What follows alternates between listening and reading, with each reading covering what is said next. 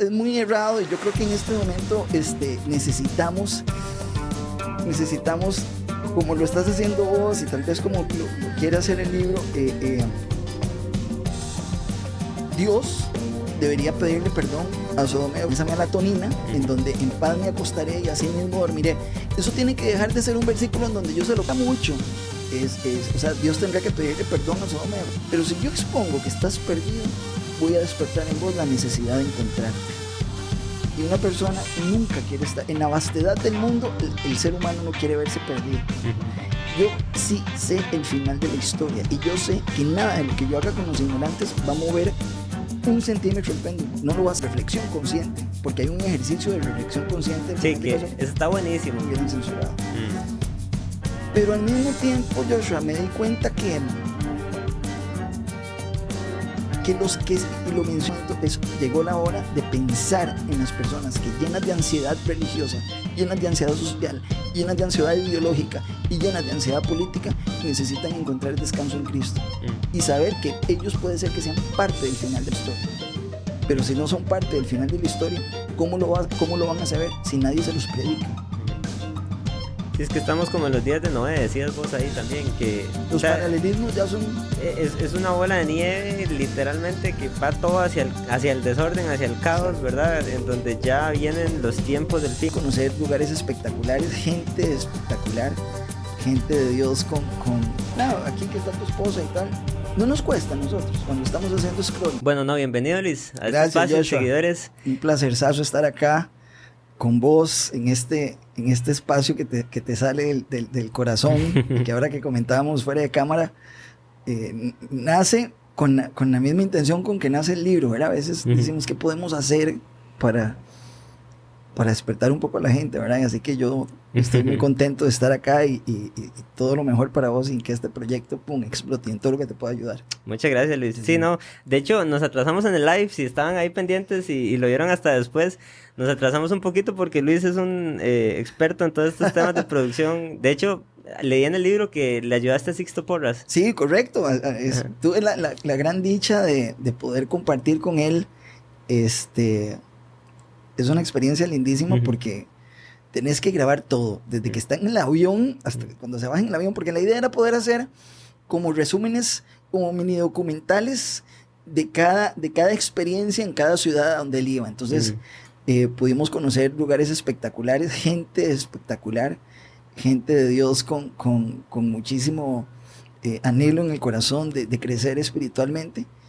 Y yo tuve la gran dicha de que no solamente mientras lo grababa estaba escuchando todas sus conferencias, sino que me tocaba después escucharlas 10 veces cuando las editaba. Okay. Entonces, cuando estaba editando las conferencias y después usaba parte de las conferencias para el video que me tocaba a mí entregar como el mini documental, entonces aprendía muchísimo de él. Después íbamos al siguiente viaje. Mira, en la conferencia pasada dijiste Entonces, imagínate, era como tener discipulados, ¿verdad? En vivo con él a la par en el carro, porque a veces tuvimos la oportunidad, por ejemplo, de estar en la frontera de Texas, ahorita que está muy, muy candente el tema de la frontera, de la inmigración. De los inmigrantes y todo esto. Entonces, hicimos un viaje desde Texas por toda la frontera. Entonces teníamos que hacer viajes de 4 o 5 horas en carro. Entonces ahí uno va conversando y va hablando de un montón de cosas. Como él es tico y está viviendo en los Estados Unidos. Y mira, ¿cómo está fulano y cómo está sutano? Okay. Entonces realmente fue una experiencia lindísima que pudimos aprovechar mucho. Yo le escribí a él en el primer... Así, no tenía como ni 2 episodios. Y yo hice esa maratón de preguntarle a gente para... Claro. Y yo dije, mira, que Tony Sixto Porras, ¿verdad? Yo lo escuchaba a él y, ¿verdad? Voy a ver si lo traigo. Podcast. Pero, me contaron que estaba en Estados Unidos. Sí, entonces, bueno, de repente pueden hacer algo por Zoom. Ahí me respondieron. Sí, hacerlo remoto. Eso fue una modalidad que empecé a implementar después por ahí. Sí, vi un episodio, creo que del aborto, que la persona estaba... una colombiana. De hecho, viene maratón de colombianos, porque hay varios colombianos. Un amigo músico, un apologista también, que bueno. Jonathan Murcia, viene también el de Vanessa, el amigo músico es John Parra, hay otro colombiano, se me olvidó ahorita el nombre y él me va a disculpar, pero bueno, hay varios ahí colombianos. No es que te dejaron de invitar, siempre venís. Así es, pero muy graciosa la experiencia de ayer porque estaba viendo mi esposa el calendario, ¿verdad? Y me dice, viene Luis Alonso Naranjo. Y yo, sí, él viene, ahí me contactó, hizo un libro y tiene un canal muy bonito en YouTube y todo el asunto. Y me dice, pero ese es Luis Alonso que yo creo. Es el cantante de Scats. Me está hablando. Bueno, el mundo es un poco grande a veces. Vamos a tener que invitar a Josh a un concierto de Scats. Sí. Ya soy fan, me puse ayer a escuchar música y todo el asunto porque yo quería saber, y yo soy músico. Ah, ¿en serio? Toco violín, pero qué bueno, ahí el tema es que entonces... No seguís al hijo de Marcos Vidal en TikTok. No. El hijo de Marcos Vidal es un violinista extraordinario. Okay. Y él tiene su canal de TikTok y entonces hace cosas loquísimas y es increíble haciendo storytelling. Te recomiendo que lo sigas. Ok. Sí. Bueno, que lo traiga el podcast. Sí. No, pero bueno, sí, fue ayer un poco gracioso. Y sí estaba leyendo su libro, Luis. Demasiado bonito. Muchas gracias. Melatonina. Melatonina para el alma. Para el alma. Yo esta palabra la asociaba con la medicina que se toma la gente antes de dormir.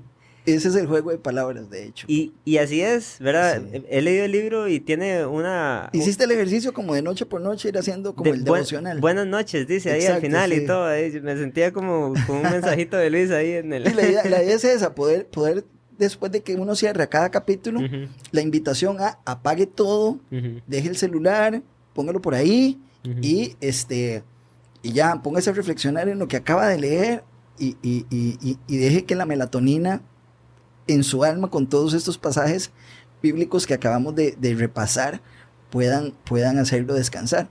Porque a veces uno lee la Biblia en un contexto que tiene poca relación con lo que estamos viviendo en ese momento. Entonces mi intención era, yo necesitaba esa melatonina porque venía de un proceso de varios años, de muchísimas pruebas, muchísimas cosas que yo le agradezco a Dios que me haya tomado en cuenta para ser partícipe de sus padecimientos. Ahora lo veo así, pero en el momento uno dice, ¿por qué me está pasando esto? ¿Por qué me está pasando esto? Te quedaste sin trabajo, decía por ahí en el primer episodio. Nos quedamos, mi esposa y yo, es que es vacilón, cuando Dios necesita volver tu atención hacia Él, ¿verdad? Puesto los ojos en Cristo, el autor y consumador de la fe. Si yo digo, puesto los ojos en Cristo, ¿qué hice? ¿Verdad? Yo volví a ver a Cristo, pero te estaba viendo a vos, ¿qué dejé de hacer? Verte a vos. Entonces, si yo tengo la mirada en el problema y Él me dice, puesto los ojos en Cristo, no solamente los pongo, sino que dejé de ver el problema al poner los ojos en Cristo. Entonces, a veces yo creo que en las iglesias se romantiza mucho el tema de que, vieras que estoy pasando por esto, pero bueno, ore, ¿verdad? Y uno está en la casa diciendo, sí, pero yo oro y yo leo y tal. Entonces, tuve la gran bendición de tener a Gabriel Ballerini escribiendo que es un teólogo extraordinario que también puede hacer el podcast con vos.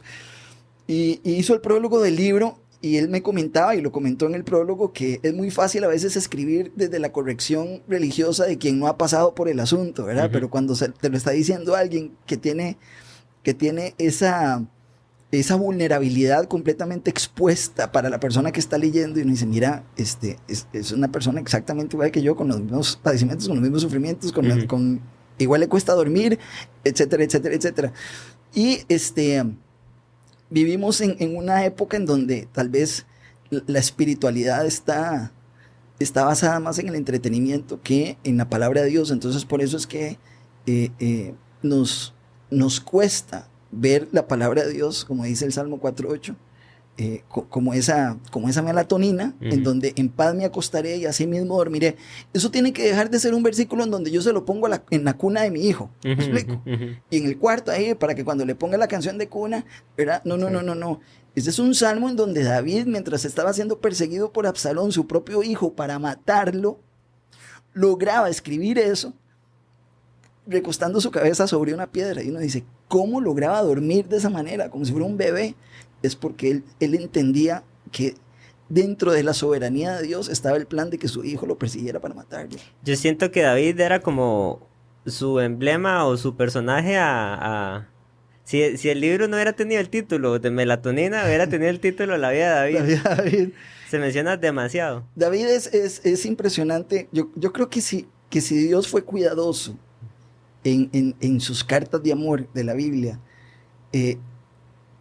fue utilizar un personaje que fue tan pecador como nosotros, tan viciado como nosotros, tan torpe como todos nosotros, pero que al mismo tiempo tenía un corazón como el de Dios. Entonces, a través de David, él como que nos decía, dentro de algunos años viene Jesús, ¿verdad? Pero mientras tanto, vean a David cómo se hace, vean a David cómo es que trata a Saúl, vean a David, ¿verdad? Por eso es que el primero y segundo de Samuel, lo menciono en el libro, son libros exquisitos para poder sacar cómo debería ser nuestras relaciones interpersonales, y dedico el segundo capítulo a las relaciones, solamente las relaciones. Entonces, cuando uno ve la relación de David con sus enemigos, con su hijo que lo perseguía, entonces uno va a decir, ¿cómo voy a echarme a morir porque mi jefe me hace mala cara? Cuando David tenía a su propio hijo queriéndolo matar, a Saúl queriéndolo matar y tal, y él no hacía nada para impedirlo, porque él mismo decía, Dios, si esa persona está ahí para maldecirme, Dios le pidió que lo hiciera. ¿Quién soy yo para decirle que no lo haga? Sí, es confiar en la soberanía de Dios. La soberanía de Dios puso a tu jefe ahí para sacarte de quicio. La soberanía de Dios puso a tus hermanos, o a tus familiares, o a tus primos, o a tus amigos ahí para estafarte, ahí están, para trabajar en tu carácter. Usted dice para sacarlos de quicio, y ahí hay una frase interesante. Voy a hacer spoiler del libro, ¿se vale? Dale, sí. más bien. Pero hay una frase que usted puso: lo que nos cae mal es un reflejo de nuestras peores características. Sí, entonces, sacarnos de quicio muchas veces es el reflejo de lo que yo veo en otra persona de mí. Exacto. Por eso me saca más de quicio, ¿verdad? Okay. Es el principio del espejo. Muchas veces esa famosa frase de me cae mal, ¿verdad? Es una frase sumamente ligera, y yo digo que es muy cara porque nos quita demasiado, y al final de cuentas yo digo me cae mal basado en la perspectiva de una persona que según yo no se equivoca. Es decir, es que Joshua me cae mal, como si yo no me equivocara. Pero ¿qué pasa? Puede ser que yo a Joshua le caiga mal en algunas cosas. Entonces yo me vuelvo en un espejo tuyo. Y lo que me cae mal de vos es porque yo estoy viendo reflejado en vos cosas que no me gustan de mí y que por alguna razón no quiero soltar, no se las he entregado a Dios para que las trabaje en mí, o me aferro a ellas porque de alguna manera me sirven a nivel social. La manipulación me sirve a nivel social. Pero cuando yo veo a una persona manipuladora, me pongo así, es que ese es un gran manipulador, pero yo por dentro me cae mal que seas manipulador, porque yo sé que por dentro es una herramienta que yo utilizo, y por eso, como me cae mal de mí, por eso saco las uñas cuando lo veo a otra persona. Exacto. Sí, yo no había escuchado ese concepto y es muy interesante. Y me puse a reflexionar en uno. Claro, porque hay que tener humildad de poder decir lo que yo creo que otras personas tienen mal, no es que ellas las tengan mal, es que Dios les refleja en otras personas para enseñarme a mí cómo estoy yo. Por eso es que la Biblia es un espejo. La Biblia no está ahí para decirme lo bien que estoy, la Biblia está ahí para decirme lo mal que estoy. Pero nadie quiere escuchar eso. Nadie quiere. Decía Paul Washer, que yo lo menciono en el libro, que él cuando le toca testificar en la calle o lo que sea, su trabajo es arruinar la fiesta. No es meterse ahí en el vacío, no, es arruinar la fiesta, porque él tiene que dirigir a las personas hacia las consecuencias del pecado, no para decirle, no, es que Dios tiene un gran plan para tu vida, es que no. El plan para tu vida es que si usted sigue sin él en su vida de pecado, las consecuencias son terribles. Y lo menciono en el libro, aunque usted sea conservador, aunque sea de derecha, aunque esté en el espectro político correcto, aunque todo lo que usted quiera, aunque usted sea pro vida, todo lo que usted quiera, si usted no viene a Dios en los términos de Dios y no en los suyos, las consecuencias son terribles. Entonces nuestro trabajo a la hora de evangelizar es exponer eso, exponer que las personas están perdidas sin Dios. No es de repente hacerte ver que estás equivocado, no creyendo en Dios. Es hacerte ver que estás perdido. Es dar un mensaje correcto de lo que Dios tiene para la vida de las personas. Bueno, eso es algo que también hablabas por ahí. Me parece cuando se habla, por ejemplo, del dinero, ¿verdad? Cuando se da un mensaje incorrecto, creo que era lo que mencionabas por ahí de eso. Era como... un poquito de spoiler más también. No, es que para que la gente entienda, yo voy haciendo como un viaje bíblico sobre los temas, sobre 7 temas que a mí en lo personal me han puesto de rodillas en ciertos periodos de mi vida. Uno fue el arrancar el año con expectativa o con cero expectativa de cómo va a proveer Dios. Porque nadie quiere quedarse sin trabajo el 15 de diciembre, ¿verdad? Lo que pasa es que en ese mes se canceló un contrato, precisamente el contrato con Enfoque a la Familia, y yo me vi también enojado con Enfoque a la Familia, sin entender la soberanía de Dios. Si eso no hubiera sucedido, yo jamás me hubiera sentado a escribir el libro. Por eso en el capítulo 1 le pido disculpas a Daniel, el hijo de Sixto, que me decía, viejo, voy a orar para ver qué. Y yo decía, no, esto no es espiritual, es profesional. Ve qué nivel de soberbia. Entonces Dios me expuso en ese momento en eso. Después vienen las relaciones, también toda la ansiedad que generan las relaciones, porque también como esposo tenés que cumplir, tenés que, ¿verdad? Y al mismo tiempo tenés hermanos y tenés los famosos amigos tóxicos, o sea, tenés un montón de cosas. Después pasamos por el emprendimiento. Yo soy un emprendedor. Toda la vida me he dedicado a emprender. Entonces, cuando te congelan un contrato, o cuando no te pagan, o te amarran el perro varios meses por un trabajo que hiciste, o te estafan, que también nos pasó, imagínate la ansiedad que genera. Y la gente en el trabajo, la gente que tiene un trabajo, que tiene compañeros o jefes que son súper difíciles. Entonces ahí voy haciendo como todo ese camino, pasando por la salud, por el duelo, y al final el mundo convulso que estamos viviendo. Ese capítulo es como el clímax del libro, el séptimo, ¿verdad? Es un capítulo muy fuerte, bueno. Es un poquito más extenso, pero es muy fuerte. Y uno de esos capítulos, entonces yo hablo del tema de la ofrenda, el tema del dinero. Hay muchas personas que están utilizando la manipulación económica, al espiritualizarla, para hacernos pensar que dando vamos a recibir. Usar la ley de la gravedad para definir ese tipo de... Exacto, para ponerlo en contraste. Sí, porque al final de cuentas, yo digo, si yo tiro un lapicero aquí y lo tiro, va a caer, ¿verdad? Pero si yo me voy a China en la Edad Media y lo tiro, cae, ¿verdad? Entonces, si vos sos creyente y yo soy incrédulo y nos tiramos de un 10º piso, y yo floto, no, los dos nos reventamos en la acera. Claro. Porque la ley de la gravedad es para justos e injustos, ¿verdad?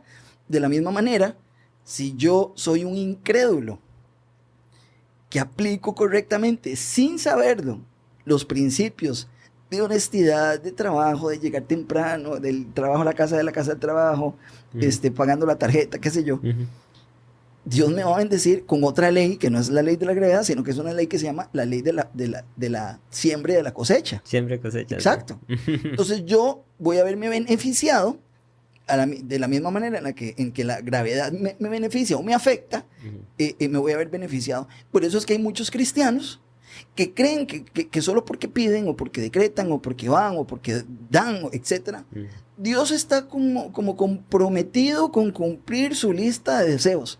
Pero se levantan a las 10 de la mañana, son súper negligentes. Creo que es Pablo el que dice, el que no trabaja... Que no coma. Que no coma. Exacto. De una vez. Entonces, por eso es que yo digo, nos debería dar un poquito de vergüenza que nosotros, teniendo la palabra de Dios y sabiendo que Dios no es un Dios alcahueta, y que nos da los términos y las condiciones a seguir para lograr esos objetivos, no los cumplamos, porque nos parece más barato ir el domingo y que el profeta o la profetisa de turno me diga, el Señor te va a bendecir, y yo me vuelvo a la casa y no, es que la profeta dijo que el Señor me va a bendecir, entonces aquí estoy, me rasco la panza y porque Dios me va a bendecir, ¿verdad? Entonces, es una enseñanza completamente errada. Es muy errado, y yo creo que en este momento necesitamos, como lo estás haciendo vos y tal vez como lo quiere hacer el libro, movernos un poquito, jalarnos las orejas un poquito y poder volver nuevamente los ojos a Cristo, y saber que su evangelio, ¿verdad? Se sufre, no está, la sana doctrina está ahí, no está para entretenernos, no está ahí para hacernos disfrutar ni prosperarnos. Dice, hay gente que en los postreros días no sufrirá la sana doctrina. Claro, porque la sana doctrina no se disfruta, la sana doctrina se sufre. Entonces, por eso es que tenemos que estar anuentes a que esos valles, esos desiertos por los que vamos a pasar, son parte de la invitación de Cristo, Tu programa tiene un nombre lindísimo, ¿verdad? Ok, todo el mundo quiere seguir a Cristo resucitado, pero nadie quiere seguir a Cristo vituperado, golpeado, escupido, humillado. A ese nadie lo quiere seguir. Todo el mundo quiere seguir a Jesucristo que va en gloria ahí para arriba.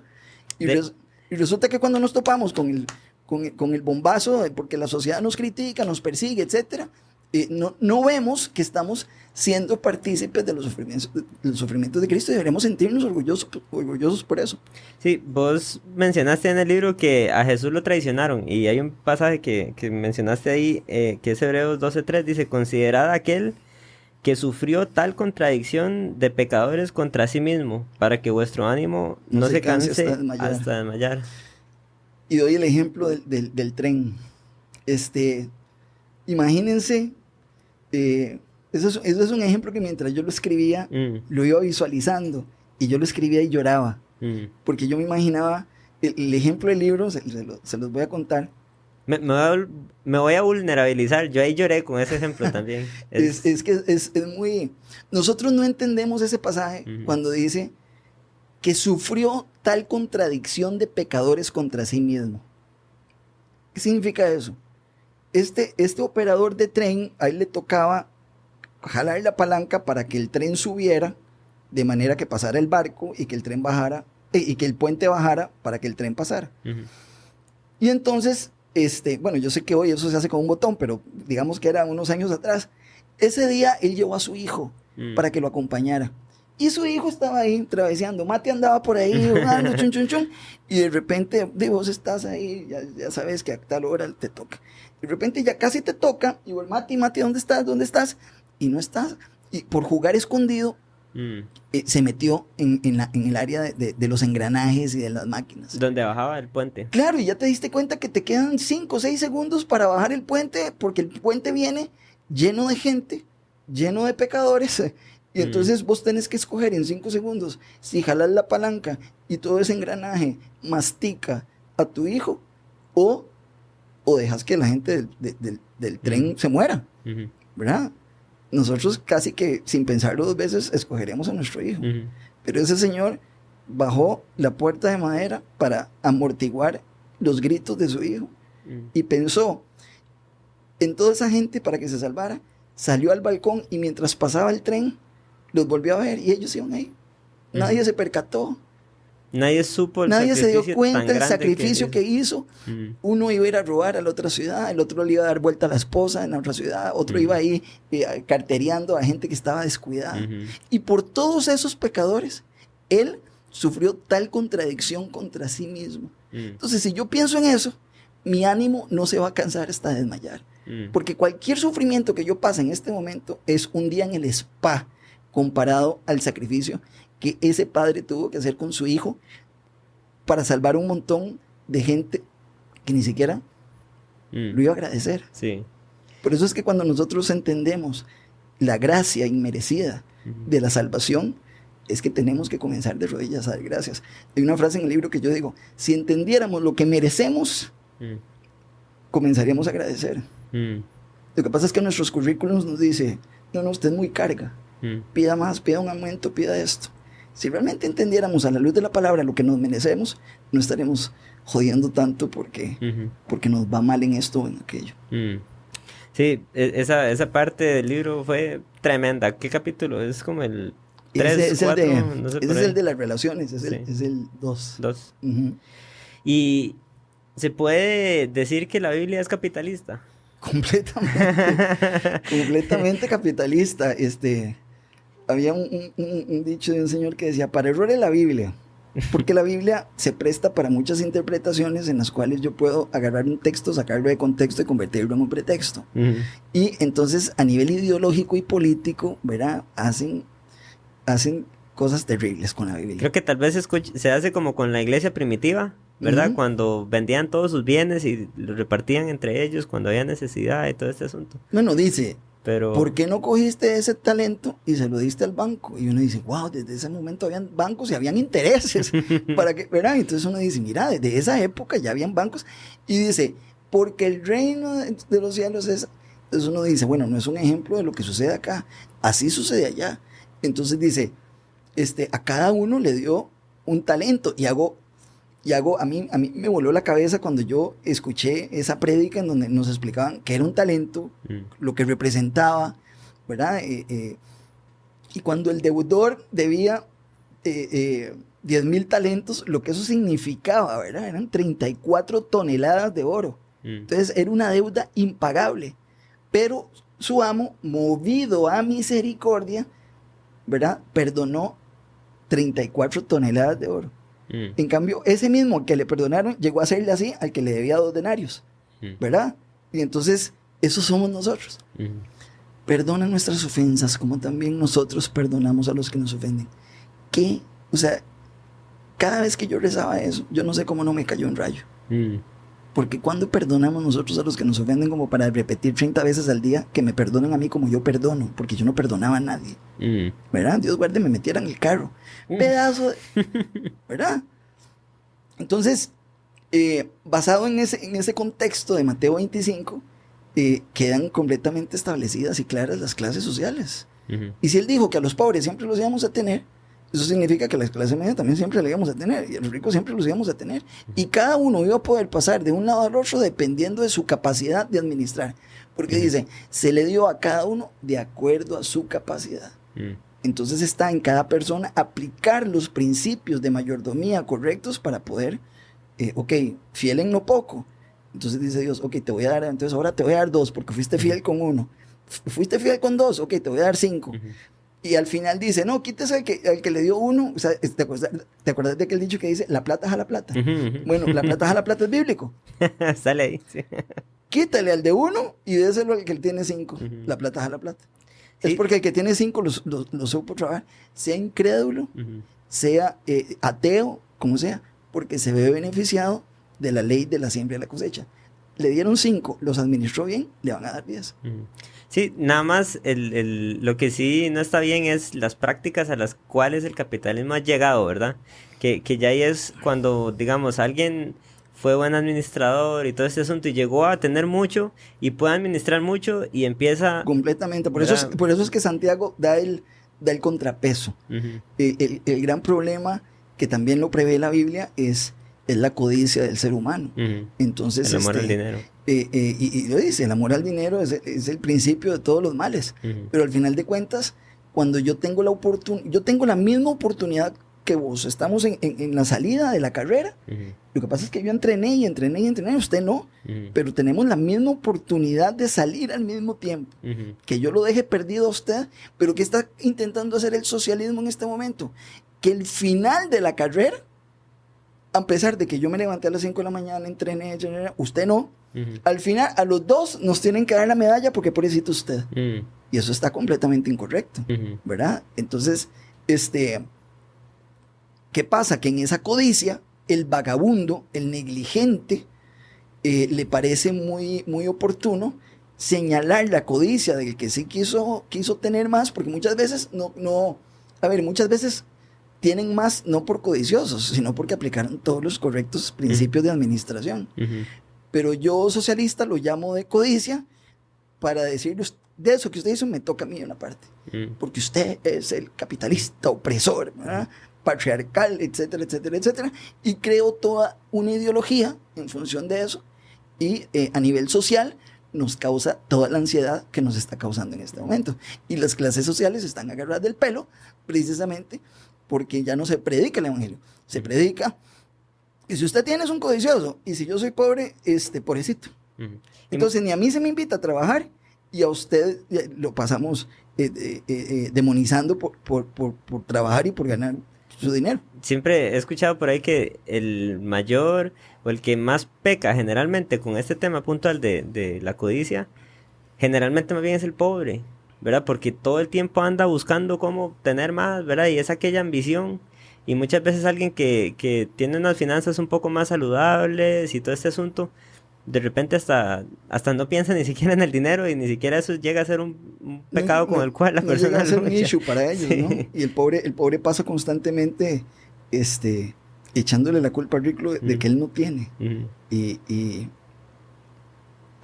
yo me acuerdo chiquitillo que yo soy de Higuito Desamparados. Y entonces, pero nos vinimos a vivir a Desamparado Centro cuando yo tenía 1 año. Pero la familia de mi mamá seguía viviendo en Higuito, que es como una montaña. Entonces, ahí íbamos, ¿verdad? Los fines de semana a jugar. Y yo me acuerdo con los 80, finales de los 80, en San Miguel, que es como la pasada entre Desamparados y Higuito, no habían aceras. Y entonces los vecinos salían con pancartas y necesitamos acera por los accidentes y yo me acuerdo que habían muchas presas y todo porque la gente estaba haciendo manifestaciones justas porque no habían aceras. Entonces construyen las aceras y la gente sigue caminando por la calle. ¿Sí me explico? Sí. Entonces el tercermundismo está aquí. Sí. Yo te puedo dar esos 5 talentos, pero tener la capacidad del de uno. En este momento, por ejemplo, hay se quiere aprobar una legislación por parte del Partido Demócrata de darle lo que ellos llaman reparaciones. Reparaciones es darles por Partido Demócrata en Estados Unidos. Listo. Darles a los descendientes negros, de raza negra en Estados Unidos, dinero en compensación por la esclavitud. Y esto se quiere hacer en un estado que es California, en donde no hubo esclavitud. Y se le quiere dar a cada individuo de raza negra $1 millón en compensación por lo que pasó hace 300 años. Yo te puedo asegurar que ese $1 millón en la mano de cada uno de ellos no dura 5 minutos. ¿Sí me explico? Algunos lo sabrán usar, otros se lo comerán en confites. ¿Sí me explico? Sí. Y entonces es ese sentimiento de asistencialismo social que no tiene nada que ver con ayuda social. La ayuda social debería ser, según la Biblia, darte la caña. El asistencialismo social es darte el pescado. Enseñarte a pescar debería ser la correcta aplicación del sistema de asistencia social. Y la Biblia es capitalista en ese sentido. Sí, tal vez en donde sí, digamos, uno pudiera pensar que hay cierto nivel de ayuda está, por ejemplo, cuando se habla de las viudas, porque también entendemos que en un modelo capitalista o en un modelo de vida llegará momentos donde, bueno, vos no tuviste trabajo un tiempo, ¿verdad? Entonces ahí Joshua, si te hubiera conocido, hubiera tenido el poder, ahí entra también el Espíritu Santo a querer decir, bueno, yo voy también a bendecir a mi hermano y a cuidarlo en ese aspecto. Mira, yo sigo sin trabajo y ya nos conocimos, entonces... mentira. Ahora te paso. No, pero exactamente.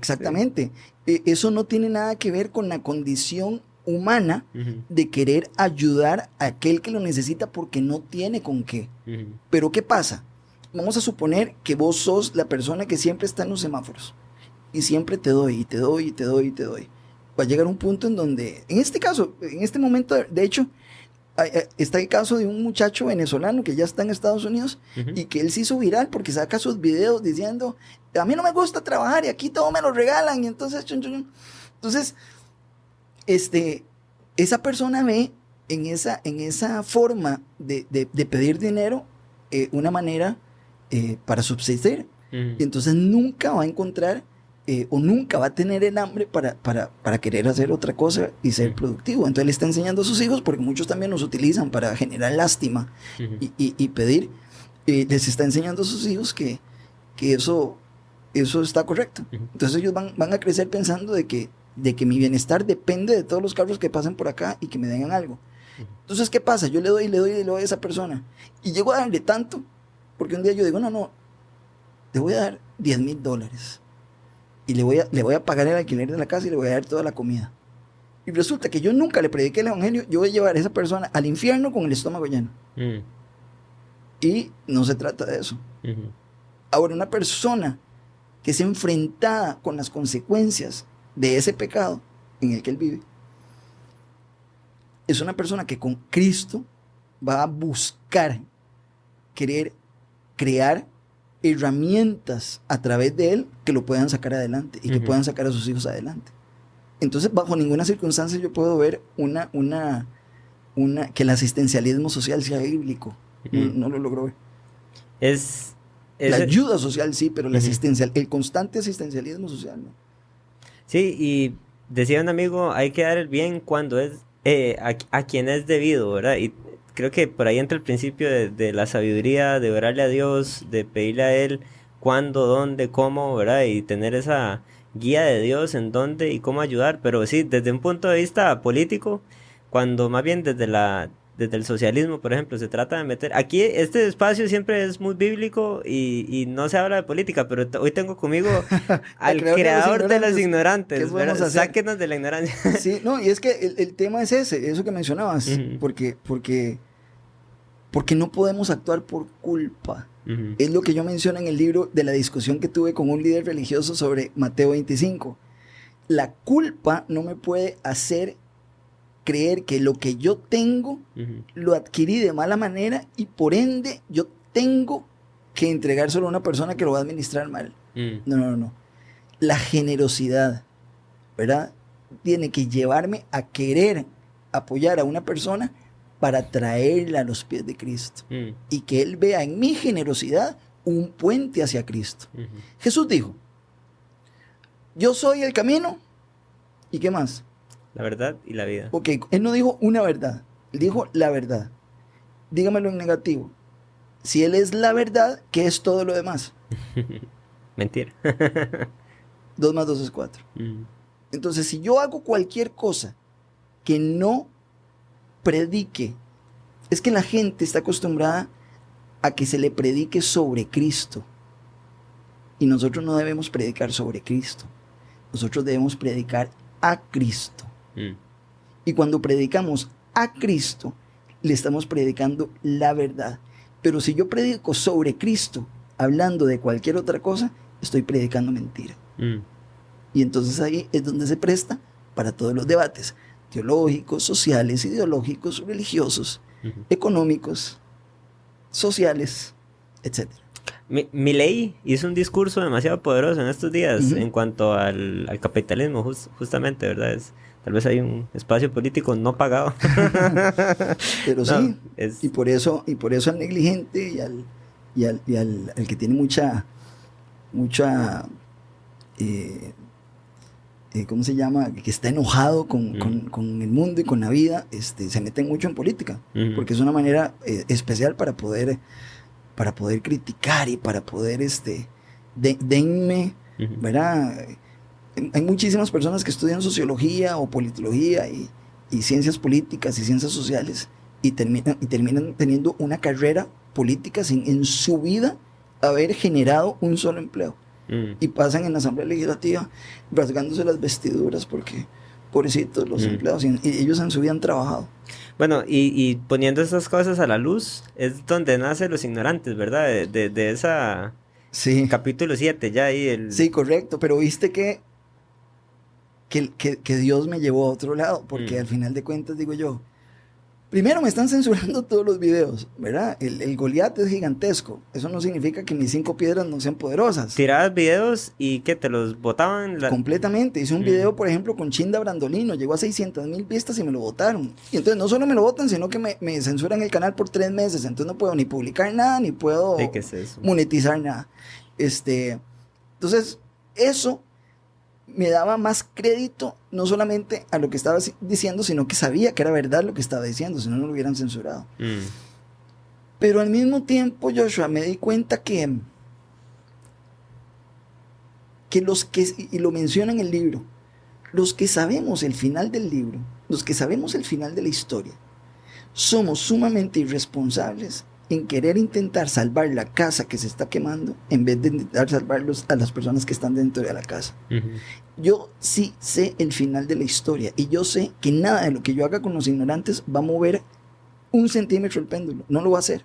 Entonces en este momento llegó la hora de pensar en las personas que llenas de ansiedad religiosa, llenas de ansiedad social, llenas de ansiedad ideológica y llenas de ansiedad política, necesitan encontrar descanso en Cristo y saber que ellos puede ser que sean parte del final de la historia.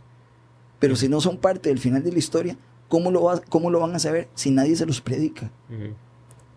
Si es que estamos como en los días de Noé, decías vos ahí también que... Los paralelismos ya son... Es una bola de nieve, literalmente, que va todo hacia el desorden, hacia el caos, exacto, ¿verdad? En donde ya vienen los tiempos del fin, y vos ponías unos paralelismos con Noé, ¿verdad?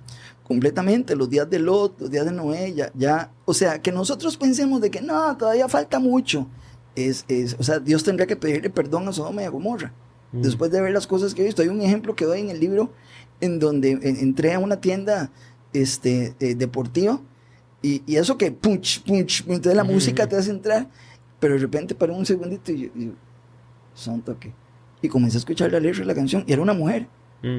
O sea, aquella canción hacía parecer una canción de Bad Bunny, Gabriel García Márquez.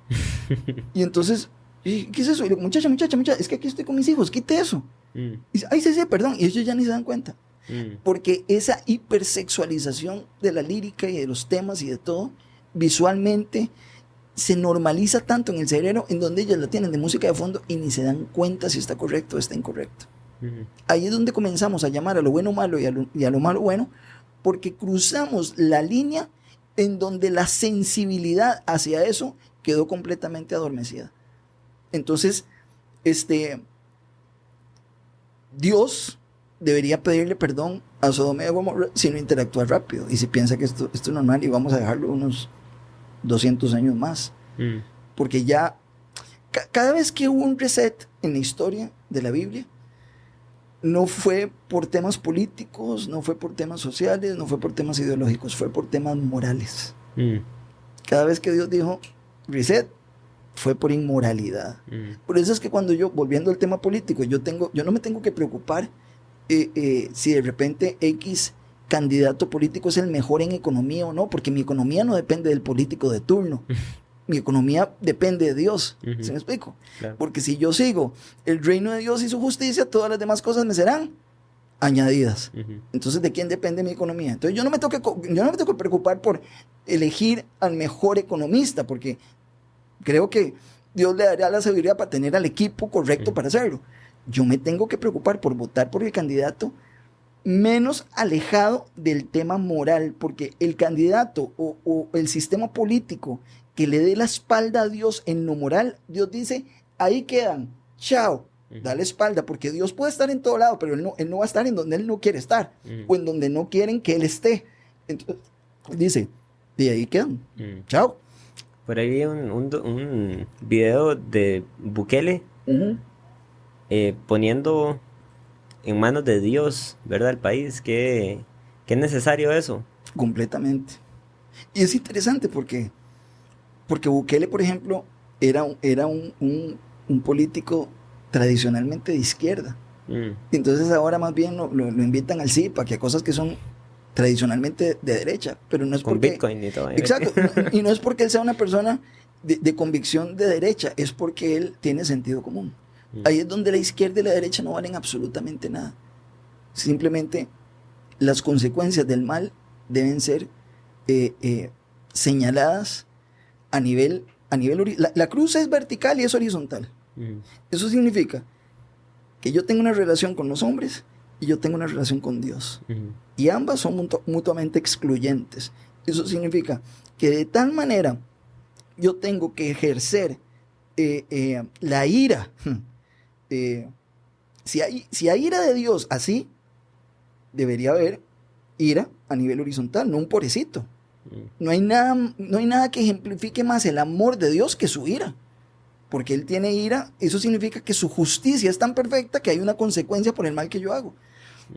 En el libro lo menciono, no le dice a la muchacha, ¿dónde están los que te critican? Anda, yo te amo. No dice eso. Dice, anda y no peques más. Lo deja claro, le da una orden, ¿verdad? Es imperativo. Entonces, al final de cuentas, a nivel horizontal, los gobernantes van a tener que dar cuenta. Por eso es que va a haber un juicio de las naciones también. Bueno, tiene que ver con la relación que tuvieron todas las naciones con Israel. Pero al final de cuentas, los gobernantes van a tener que dar cuentas de cómo ejercieron sus políticas para administrar lo que sería a nivel terrenal la ira de Dios, ¿verdad? Pero todo este socialismo institucionalizado es pobrecitos, pobrecitos estos, pobrecitos aquellos, y al final dice, muy cristiano eso que estás diciendo. Bueno, muy cristiano todo lo que ellos hicieron para violar a la mamá, a la abuela, a la hija, etcétera, etcétera, etcétera. Entonces la gente dice, no, es un tema complicado, es un tema sencillísimo, si se aplican solamente los principios. Luis, pero sí, también es muy sutil, porque hablabas ahí de la ansiedad lingüística. Cómo también toda esta sociedad tiene un sistema para maquillar así rajado, ¿verdad? Dejé el iPad por allá, iba a traer aquí la lista. La foto ahí, con los que usted menciona en cuanto al aborto. Sí. Está el aborto, está la eutanasia. Sí, pero el aborto lo tenías como interrupción del embarazo. Como si el embarazo se le pudiera dar una pausa. Ajá. Me saco el bebé y después cuando quiero me lo vuelvo a meter y le doy play de nuevo. Interrupción significa que yo lo paro y lo puedo retomar. Eso no es interrupción. ¿Y la lingüística? La eutanasia, ¿cuál era el...? La eutanasia, por ejemplo, en este momento están utilizando también interrupción de la vida. O sea, hay una cantidad... El pecado ya se le llama error. Ya no se le llama pecado, porque ya no me... Un safis, o cómo fue. Exacto, que... ya no me genera una culpa espiritual. Entonces ya yo puedo decir, no, es que al final yo no maté a nadie. No sé, además se lo merecía. ¿Verdad? Entonces yo lo justifico. Y así hay una lista. En este momento también se me van varios. No, hay que verla ahí en el capítulo 7. Podemos dejar ese suspenso porque es muy rajado cómo se ponen los nombres de cosas que hay que llamarlas a como son, pero literalmente hoy en día en el mundo las maquillamos demasiado... bueno, no las maquillamos, yo no me voy a incluir en eso. Realmente el mundo las ha maquillado en una... Muerte asistida. Muerte asistida, esa era otra. Muerte digna. Sí, relación extramarital al adulterio. Sí, no. Entonces, si es extramarital, bueno, de por sí nos íbamos a divorciar. De por sí ya el matrimonio no estaba funcionando. Entonces ya yo lo justifico. Falsedad, inexactitud a la mentira. No, la mentira es mentira. Pero mentira tiene una connotación desde que yo era niño de que no mienta porque es pecado. Entonces al pecado le llamo error. Sí, y vos ponías, después de todos estos ejemplos, cuando Jesús dice que vuestro sí sea sí y vuestro no sea no. O sea, nada de intermedios, de cosas ahí que andan... Exacto, ahí está el paralelismo bíblico en donde Dios lo último que dice, hablar la verdad en amor. Entonces, si yo no digo la verdad y yo maquillo, ¿qué estoy haciendo? Odiando, porque no estoy hablando la verdad en amor, ¿verdad? Entonces, si yo lo digo en negativo, hablad mentira en odio. Cualquier cosa que sea mentira o que esté maquillada o que sirva para manipular a través de esa semiverdad o esa verdad maquillada para lograr un objetivo político o ideológico, estoy diciendo una mentira. Y al estar diciendo una mentira, según la Biblia, estoy odiando. ¿Me explico? Bueno, y aunque me baneen el podcast, alguna venta de carros eléctrica, hay un tema también que hay que hablar de eso, ¿verdad?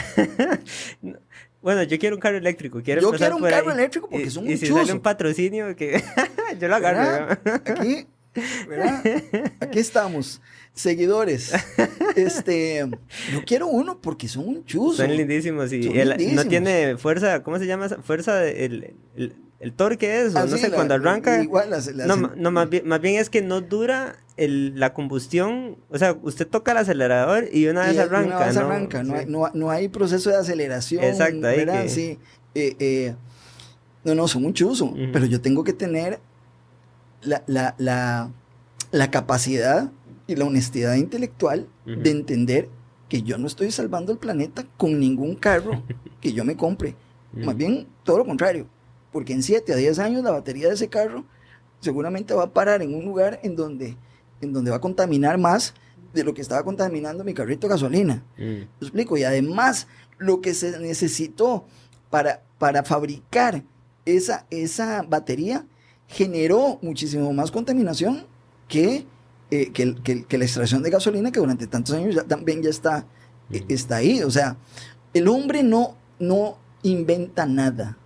Nada. El hombre solamente descubre cosas. Entonces, si eso que descubrió se le dio un fin y fue apto para ese fin, como el fósforo cuando usted lo frota y produce fuego, es precisamente porque seguramente Dios quería que ese fuera su fin. Entonces, en vez de... Por eso es que la Biblia dice en Génesis, llenad la tierra y sojuzgadla, ¿verdad? Entonces, Él me dio a mí potestad sobre las cosas, sobre los animales, sobre los recursos naturales, etcétera, etcétera, etcétera. Es mi responsabilidad darles un buen uso. Eso sí. Pero al mismo tiempo, pero volvemos a lo mismo. Entra la codicia, entonces yo sobreexploto, ¿verdad? Lo hago sin sus debidas estudios, qué sé yo. Pero eso no significa que pensar que al utilizar ciertos recursos naturales yo voy a destruir un planeta que dice Dios que lo va a hacer nuevo. Entonces yo salgo con mis pancartas verdes y Greenpeace y toda la cuestión, y Jesús dice que va a ser el cielo y la tierra nuevos. Entonces yo gasto 50 años de mi vida haciendo algo que no va a servir para absolutamente nada.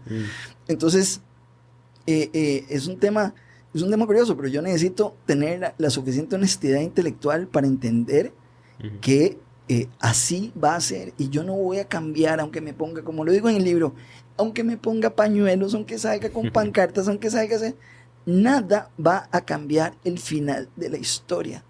Entonces, ese fuego en mi corazón de entender cuál va a ser el final de la historia, debe ser el fuego que tuvo Noé cuando se le pidió llene el arca de animales. Bueno, a nosotros, si se nos dijo, solo una cosa necesito de ustedes, yo lo puedo hacer todo, dice Dios. Yo lo puedo hacer todo, solo necesito una cosa. Ir por el mundo predicando el evangelio, haciendo discípulos. Eso es lo único que necesito que hagan ustedes. Por todo lo demás, no me embarrialen en la cancha. Yo soy el que me encargo de quitar el corazón de piedra. Yo soy el que me encargo de poner un corazón de carne. Y yo soy el que me encargo de hacer que ustedes anden en mis estatutos y los pongan por obra. Yo me encargo. Cuando ustedes intentan por sus propios medios, se van a pasear en todo y me van a embarriar en la cancha. Solo les pido una cosa. Ir por esto que estás haciendo. Ir por el mundo predicando el evangelio, haciendo discípulos. Entonces, si él me pidió que hiciera eso en español significa llenen el arca, ¿verdad? Ya no de animales. Entonces, necesitamos que cuando esa puerta, que dice la Biblia que la puerta es Cristo, cuando esa puerta se abre, haga así, y otra vez, toda esa gente vuelva a ver pastos y vuelva a ver, ¿verdad? Todo lo que Cristo nos prometió. Pero ¿de quién depende? De un chaval que tiene ese conocimiento como vos, ¿verdad? Y como yo, pero de repente lo utiliza el tiempo para hablar de política y para hablar de sociología. No, ya yo tengo la información, acabamos de hablar un poquito de eso, pero yo no hago nada con esa información y no hago nada diciéndole a Juan Pérez que es que la ideología de género, a nivel social, a nivel horizontal, de nuevo la cruz, a nivel horizontal es bueno que la gente esté informada. Pero resulta que si yo no traigo la fe, o como digo también en el libro, si yo entro al cuadrilátero del intelectualismo, eso sí, vamos a debatir el aborto, pero prohibido hablar de Dios. Ya mordí el anzuelo. Y ya me metí en el cuadrilátero de ellos, y entonces al final de cuentas le digo, Dios, no te necesitamos en este momento. Entonces dice Dios, ok, buena suerte defendiendo mis valores sin mí. Buena suerte. Y ahí es donde vemos que por más que salgan voces de superintelectuales combatiéndolo, no movemos el péndulo un centímetro. Sí, haciendo mi comprensión de lectura ahí del capítulo 7, entonces, hay un mundo que está completamente al revés, deshonesto, lleno de cuestiones políticas embarrialadas y que está haciendo como... o sea, que están mal, ¿verdad? Pero la forma o todo eso va a tender al caos y no va a haber necesariamente nada que por más que hagamos un canal así exitoso, ¿verdad? O que podamos llevar y sacar a la luz toda esta información, llegue al corazón y cambie el corazón de las personas, ¿verdad? Al final todo eso está y va para el caos y va aún más, pero ocupamos llegar al corazón de las personas. ¿Y por qué nos cuesta tanto entender esa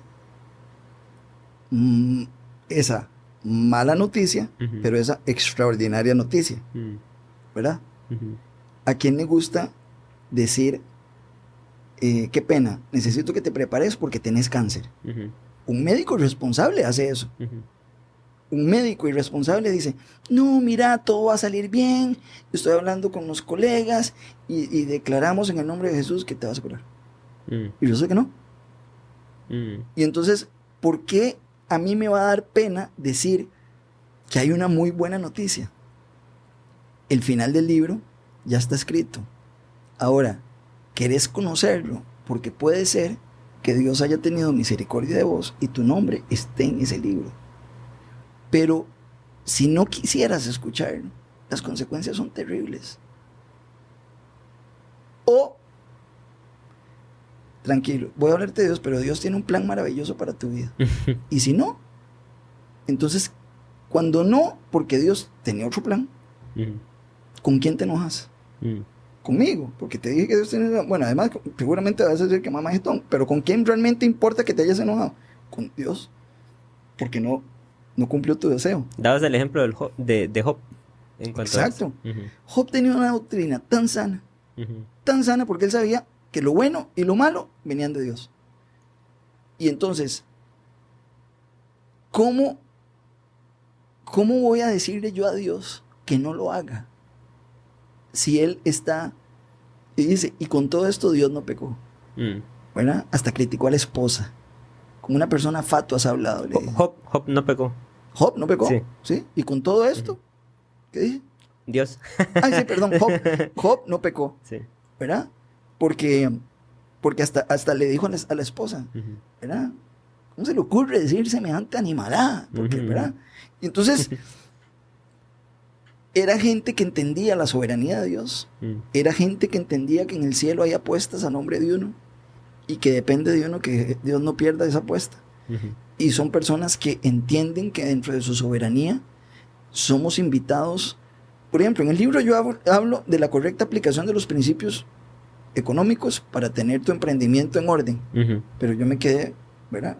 Lo escribí en medio de un momento en donde no tenía nada. Entonces, al final de cuentas digo, yo puede ser que aplique todos esos principios, pero igual así, aunque los aplique, Dios es soberano. Y si Dios, por X o Y razón, yo hice así un poquitito, Dios dice, y necesita otra vez hacerme así. Y para que yo le ponga atención a Dios, yo no puedo estar distraído. Por eso es que Dios cierra todos los tubos, para que mi atención esté puesta en Él de nuevo. Puesto los ojos en Jesús, el autor y consumador de la fe, para poner los ojos en Cristo, yo tengo que quitar los ojos de las demás cosas que me están distrayendo de Él. Hay un ejemplo que ponías de un niño en el circo. Sí, qué triste. Qué triste el mundo de hoy en día. Qué triste, y volvemos al mismo tema, o sea, ese capítulo 7 se llama la badbonización de la sociedad, ¿verdad? Y dentro de todo eso en donde los valores y la dignidad del ser humano dependen de un celular, dependen de la apreciación del otro en cuanto a lo que yo expongo en el celular. Los influenciadores que se hacen llamar influenciadores por la cantidad de seguidores que tiene, pero no por lo que están influenciando en función de lo que están publicando. Estábamos en el circo con mi hijo menor. Y entonces imagínate, mi hijo estaba ahí viendo aquellas cosas, ¿verdad? Y los malabares y la gente tirando. Entonces estamos idos viendo aquel espectáculo tan bonito. Y de repente me dice mi esposa, ve atrás. Entonces yo hago así. Y veo un chiquito que se hincó de espaldas al escenario, digamos, al redondel del circo. Y utilizó la sillita para apoyar el celular. Era su mesa. Y yo estaba viendo, y lo estaba viendo, vi que estaba viendo videos. Y yo entonces me volví así, entonces mi esposa me hizo así, me dice, no, espera, no vea. disimule. Porque llegó un momento en donde casi no pude disimular, me dio una tristeza, se estaba perdiendo absolutamente todo. Entonces, a cada rato hacía yo así, ¿verdad? Mi esposa me dio un buen codazo, pero me di cuenta que varias gente estaba observando. Entonces ella, seguro le dio pena, intentó quitárselo y aquellos alaridos se escuchaban por todo el circo. Entonces la mamá no le quedó otra de devolverle el celular. Le quitaron la chupeta. Exacto. El niño estaba absorto en su mundo digital, no vio absolutamente nada del espectáculo tan bonito que traía el circo. Y después veníamos en el carro comentándolo, casi llorando, porque dice, era un niño de 3 años. ¿Qué se puede esperar de ese niño cuando tenga 6, cuando tenga 10, cuando tenga 15? Bueno, y para los que somos papás, ahorita que yo ando en eso, cognitivamente se ha hablado de no enseñarles a los niños el celular y las pantallas, porque hay inclusive un tema neuronal, o sea, hay muerte neurológica, y a largo plazo esos niños van a terminar dañados. Después, porque no pasan matemáticas. Mira, ¿verdad? Aquí que está tu esposa y tal, no nos cuesta a nosotros cuando estamos haciendo scrolling y que de repente nos vemos 20 minutos en eso y nos damos cuenta que hace 20 minutos pusimos nuestro cerebro en automático, completamente numb, mientras hacíamos así. Porque cuando estamos haciendo así, vemos todo y no vemos nada. No hay absolutamente nada que nos ponga a pensar sobre algo. Ay, voy a reflexionar sobre este pensamiento de este reel. No. Son cosillas chivas, digamos, frasecitas chivas que, ay, se lo voy a compartir a mi esposa, ay, se lo voy a compartir a aquel fulano porque habla de una frasecita bonita. Esa frasecita en mi corazón no duró 5 minutos. Entonces, nosotros nos vemos, y yo lo digo, cada cosa que yo puse en la reflexión consciente, porque hay un ejercicio de reflexión consciente. Sí, que eso está buenísimo. ¿Verdad? Después de cada capítulo, Bueno, eso era un ejercicio para mí, porque yo dije, yo tengo que, ok, si yo pongo ahí, ¿será que cada vez que estás en un semáforo no logras no ver el celular? Es porque yo no logro no ver el celular. Por eso lo puse, porque yo tuve que ponerme en humildad, pedirle perdón a Dios y decirle, necesito que de una vez quites esto, porque todas estas cosas por las cuales me estás llamando a ponerte otra vez atención a ti, son cosas que como humano estoy fallando.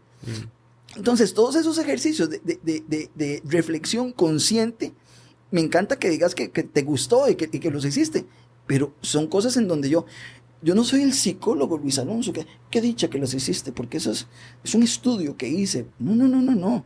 Ese es Luis Alonso. En la práctica. En la práctica, en donde se ve que cuando va a dejar a su hijo al kinder y hay un semáforo, no puede dejar de ver el celular en vez de ir conversando con mi hijo para ver qué soñó anoche. ¿Me explico? Y para ver qué vas a hacer hoy en el kinder, con quién vas a jugar. No. Yo aprovecho ese rato para ver el celular. Y yo no quiero.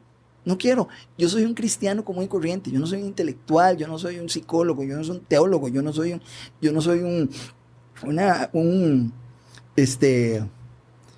se me fue el nombre de los que hablan en el libro que defienden a... Apologistas. Yo no soy un apologista. Más bien, la apologética me genera ansiedad cuando no se presenta el evangelio y lo que se presenta es un autoengrandecimiento intelectual.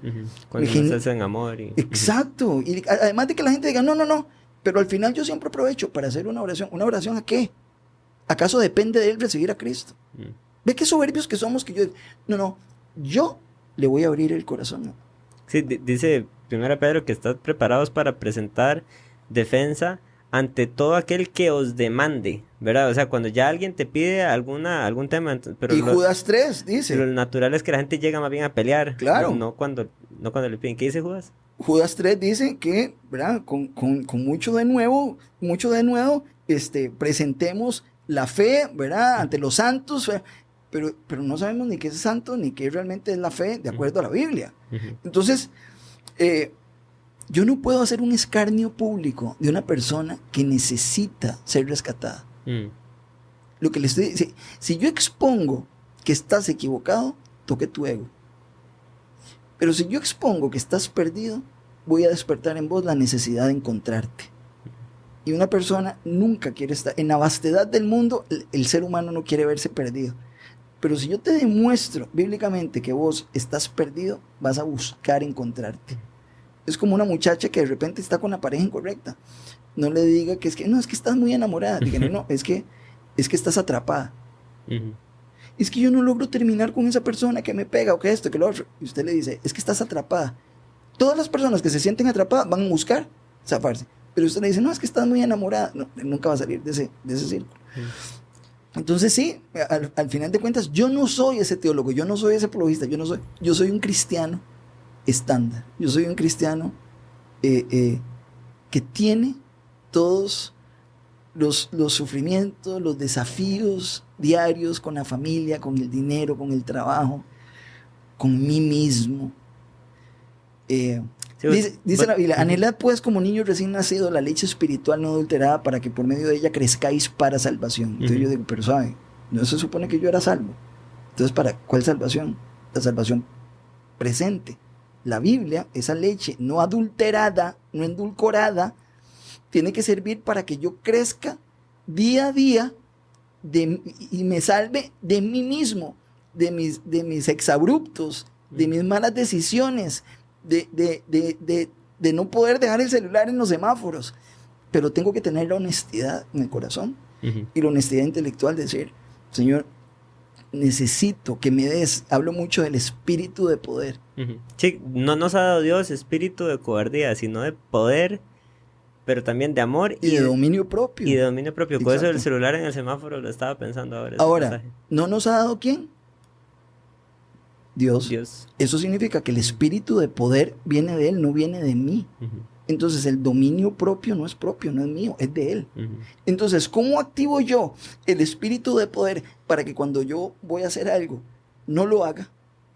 Entonces el espíritu de poder, son 7 espíritus que están en la presencia de Dios y dicen, uy, vea, Joshua, va a dar un consejo y se la va a pelar. Entonces dice Dios, vaya, espíritu de consejo, auxílelo. Entonces el espíritu de consejo viene y el consejo que le dio Joshua a su amigo fue un consejo correcto, porque iba a decir una tontera. Pero ¿cómo se activó el espíritu de consejo para que Dios lo enviara? En el tabernáculo.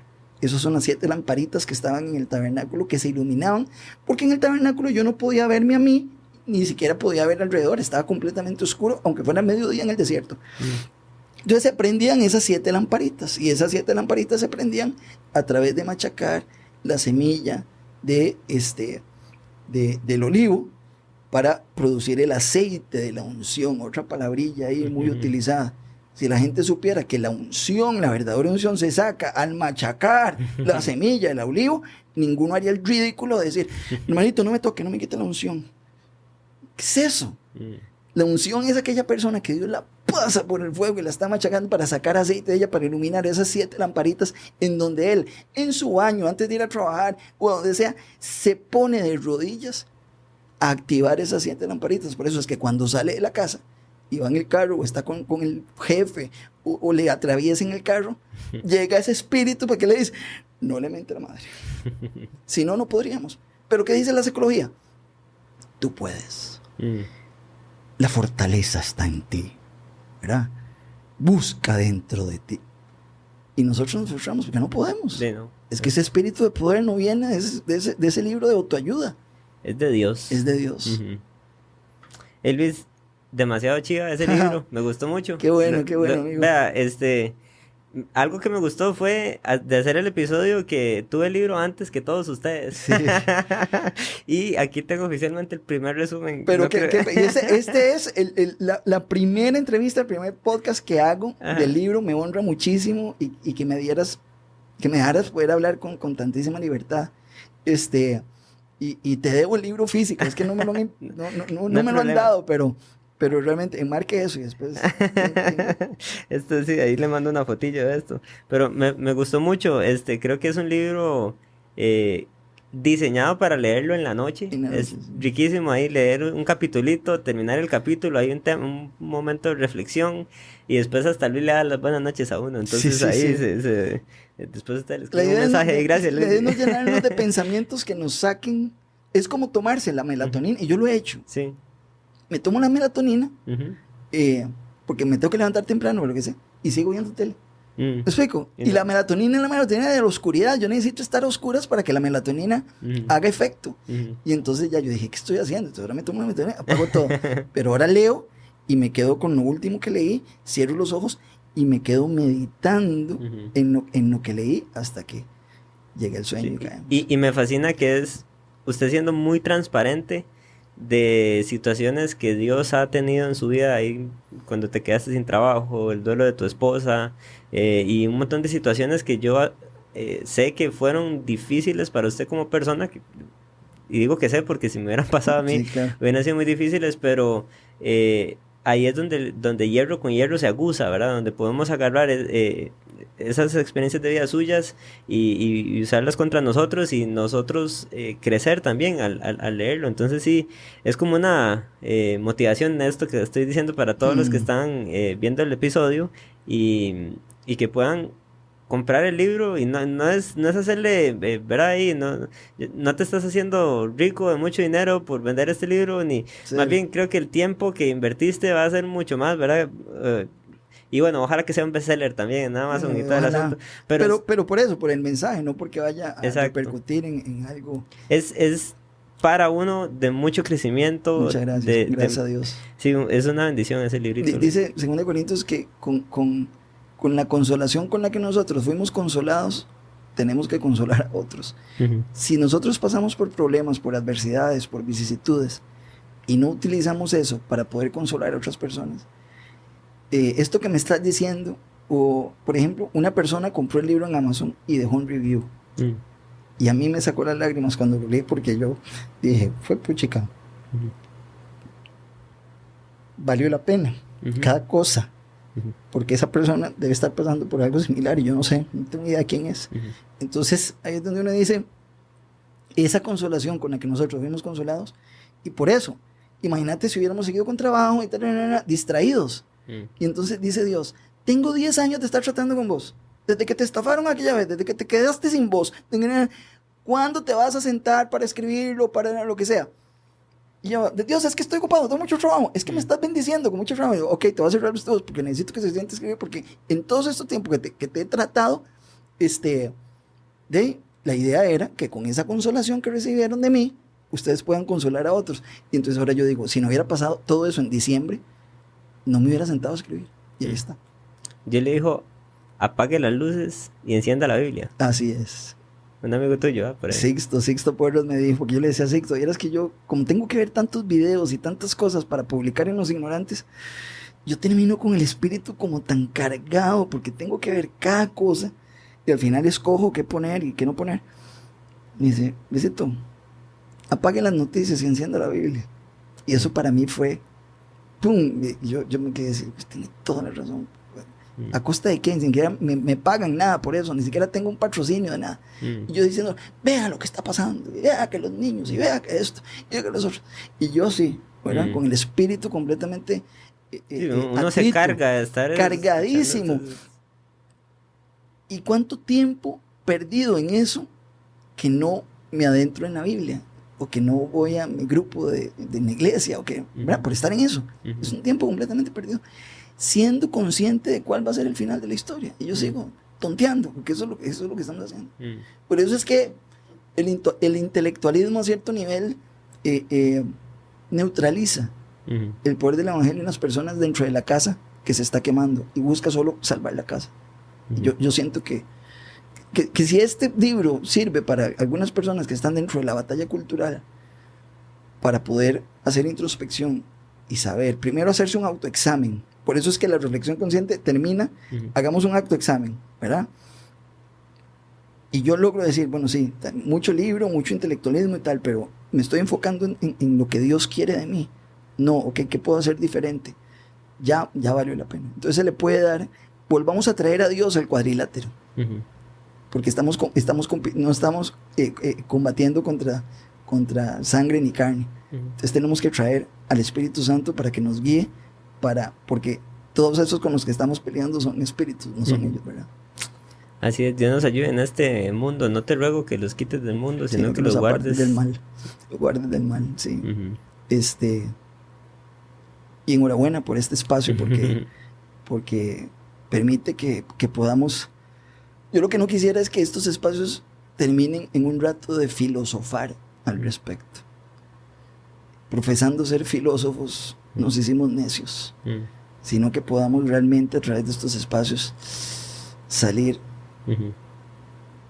con el espíritu en llamas y diciendo, ¿qué tengo que hacer? Tengo que cambiar esto. Que es muy bonito decir, no, hiciste esta reflexión porque la Biblia dice, la pastoritis, ¿verdad? Yo salí corriendo de una iglesia porque yo le decía amigo al pastor y se ofendía. Hasta que un día le dije, pero ¿por qué usted se ofende? Porque yo le digo amigo, usted es mi amigo. No, yo soy pastor. Entonces le digo, pero Cristo descendió y no vio eso como siendo Dios, siendo gerente general, siendo el CEO, no tomó eso como cosa a la cual aferrarse, sino que padeció una muerte y muerte de cruz. Y usted se ofende porque yo no le digo pastor. Sí, así estamos. No, está al revés el mundo, entonces. Está al revés. Sí. Y el gran problema es que parte de todo es la iglesia que no está haciendo usar, porque la iglesia está al revés. Entonces, si nos toca a nosotros, imagínate. Pero estrecha es la puerta, dice. Entonces, yo quisiera ser parte de ese 2% y enfocarme en eso, porque la puerta es estrecha. Algo que me gusta de hacer episodios con escritores es que le toca a uno comerse el libro antes, y yo estos espacios de seguidores Los disfruto mucho grabar y uno los hace muchas veces pensando en bendecir a otros. Y sepa, Luis, que en este caso mío salí más bendecido yo que lo que, ¿verdad? Wow, porque el libro está muy lindo. Muchas gracias. Sentarme a leerlo y, ¿verdad? Disfrutarlo fue muy bonito. Entonces, muchas gracias por ese libro. Dios levante más personas como usted que quieran compartir en honestidad de su experiencia. No pasa nada en mostrarnos vulnerables. Más bien yo creo que eso es lo que la gente necesita, saber que no hay ningún ente superior diciéndole haga esto, haga aquello. No. Estoy tan perdido como ustedes y por eso tenemos que tener la humildad de volver los ojos a Cristo antes de que, porque él nos va a llamar, dice, yo te enseñaré el camino por el que debes andar, sobre ti fijaré mis ojos. Entonces, si yo me distraigo demasiado, Él me va a llevar el camino. Entonces, mientras menos me distraiga, menos palo. Entonces, esa es la invitación. Sí, así es. Hey, Luis, muchas gracias. No, gracias a vos, Joshua, a tu linda esposa, a tu linda familia. Sí, mi esposa está aquí detrás de cámara siempre. Me dan ganas de dar la vuelta a la cámara ahí. Siempre me ayuda con las cámaras y, bueno, me meto yo en el chicharrón y termina mi esposa más cargada que yo a veces, ¿verdad? Y es una bendición. Pero ese equipo es lindísimo. Y su esposa está haciendo plantas. Bueno, es que ese fue como algo que queríamos hacer, porque ella quería coger el orégano y no nos funcionó. Por eso es que nos dimos cuenta de los amigos cactus, que es otro tema, y los amigos plantas, que cuidarlos, ¿verdad? Porque se nos ofenden y todo. Y nos dimos cuenta que, mira esta matita, porque si el sol no le pega, pero si le pega demasiado, y dijimos, wow. Y ya se murieron todas las plantas. Sí. Okay. Capítulo 1, ahí está el testimonio de esas comprarlas de nuevo, porque ¿qué va? Sí, no, yo me quedo yendo al verdurero, porque si no me muero de hambre, si me pongo a hacer plantas. Pero bueno, gracias a todos por haber escuchado y estado en este episodio. Espero que Dios los bendiga, que haya sido de mucha bendición. Los invito a que vayan y compren ese libro. Melatonina para el alma. ¿Está en Amazon? Está en Amazon en este momento, está en versión ebook, está en versión blanda y en versión fuerte para los que les gusta así las cositas como que más duraderas. Okay. Y la idea es que en un par de semanas ya lo podamos vender aquí en Costa Rica en físico, porque ya me entregan las versiones impresas y entonces ya pueden escribirme a luisalonso@lupa creativa, lupa de lupa, creativa.com, luisalonso@lupacreativa.com, y entonces ahí podemos ponernos de acuerdo. Y también si necesitan a alguien que les vaya a grabar ahí la boda o el bautizo, lo que sea, también estamos a la orden. Sí, ese es su machete. Ese es mi machete, la cámara en este momento es mi machete, más que la música, sí. Ok. Buenísimos, Cats. Bueno, tienen que... Ahora tocamos el 15 de febrero en el Jazz Café y fue de locos, fue lindísimo. Pero otra cosa que trabajó Dios también. ¿Tu voz? No solamente... Yo no la recuperé, la redescubrí. Entonces tengo que concentrarme para cantar. Entonces es un poquito más cansado para mí, pero igual canto. Pero el que todo ese aplauso, el que toda esa cosa ya no me hace ni cosquillas. Y ese era mi alimento en esa época. Entonces, por eso te digo, no cambió absolutamente nada de lo que ha pasado, porque pero por eso Dios me dice, pero ¿cuándo lo va a compartir? Y entonces ahora lo disfrutamos más. Creo que los tres, Quincito, Nelson y yo, estamos más maduros, ya no estamos con esa ansiedad del aplauso y los popstar y todo eso, ya no. Okay. Dios ha trabajado mucho y entonces ahora disfrutamos disfrutar el arte. La gente corea, la gente canta, matamos fiebre tocando, y a mí me encanta tocar porque ellos son músicos extraordinarios, entonces escucharlos cada vez que solean es como si yo estuviera sentado viéndolos, ¿verdad? Y eso pasa como el día 1. Y entonces ahora este año cumplimos 20 años, Scats cumple 20 años este año, entonces vamos a hacer algo a mediados de año bonito, entonces ahí estén pendientes y nos pueden seguir en @ScatsOficial y a mí personalmente Luis Alonso Nar y Los Ignorantes TV en Instagram y en todo lado. Me faltó cancha, tuve que haber traído aquí una guitarra, un piano. Siempre que tengo músicos debería aprovechar eso. Sí, bueno, vos tocás, me dijiste. Sí, violincito. Violín, sí, cierto. Un día hacemos algo con guitarrita y violín. Sí, hacer algo, un acústico ahí. Y después así. Sí. Ponemos a dormir a Mati. Sí. Bueno, muchas gracias a todos por haber estado aquí hoy con nosotros. Y ahí estamos conectados con Liz y con este libro. Gracias. Muchísimas gracias, que Dios los bendiga. Melatonina para el alma. Pura un fuerte vida. abrazo.